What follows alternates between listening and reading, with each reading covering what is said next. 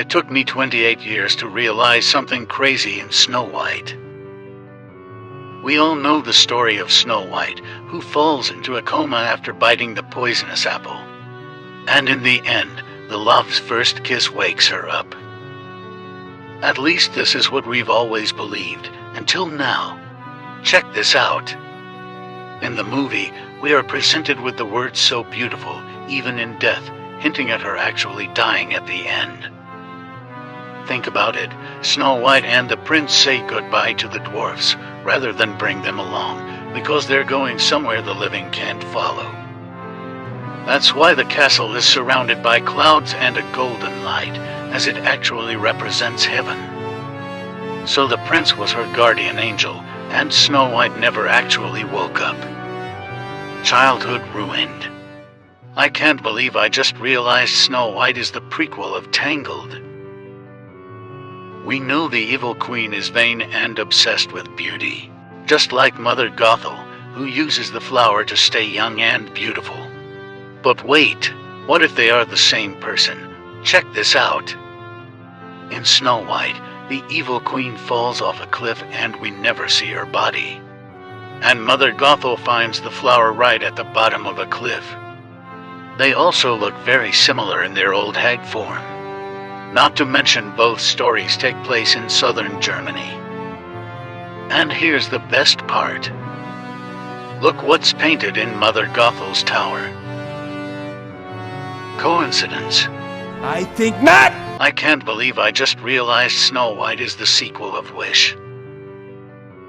We know Magnifico is an extremely vain king obsessed with beauty, and he practices dark magic.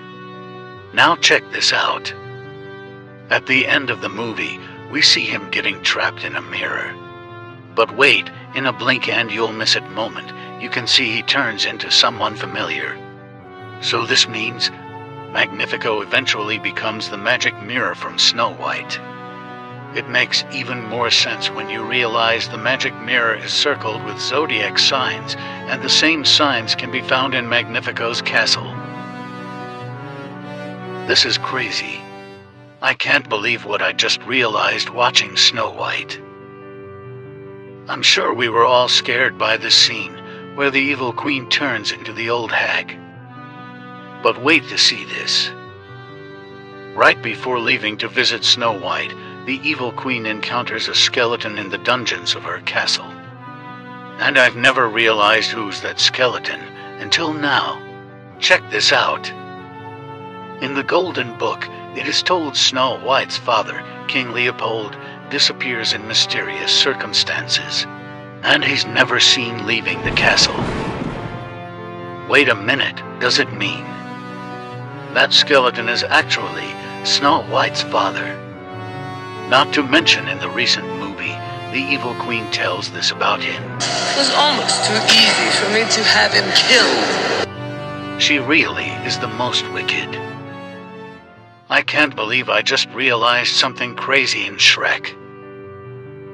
So we know in the movie, lots of fairy tale creatures appear, including the Little Mermaid, Red Riding Hood, and the three fairies from Sleeping Beauty.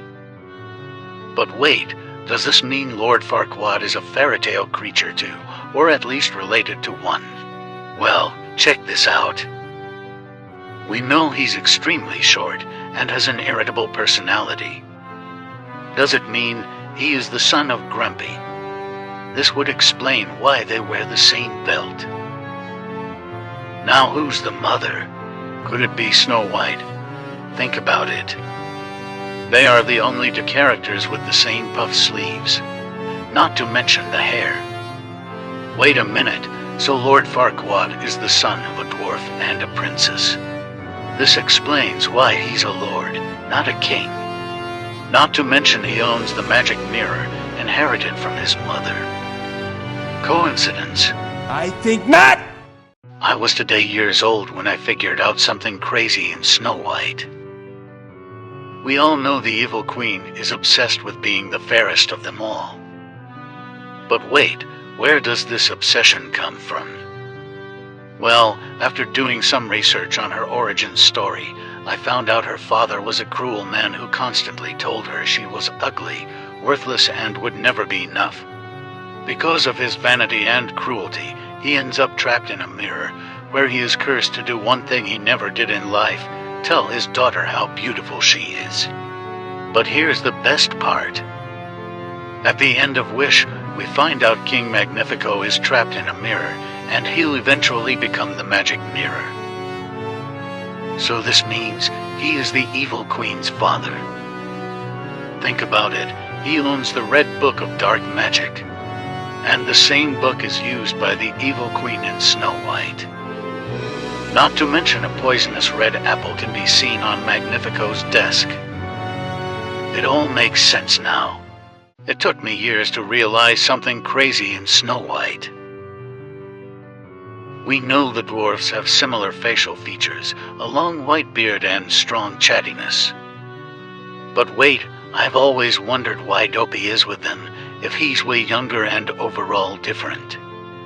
Well, what if I told you he was actually found by the dwarfs after his parents abandoned him? This is why he never spoke. But there's more. After the events of Snow White, he realizes he's too different from the dwarfs and travels all the way to Italy. Here, he cultivates his passion for woodworking and cuckoo clocks, a passion he learned from the dwarfs. And guess what? He becomes Geppetto. Think about it. They have the same eye color and facial features, not to mention the clumsy behavior. And if that's not enough, why do you think Pinocchio was released right after Snow White? Mind-blowing.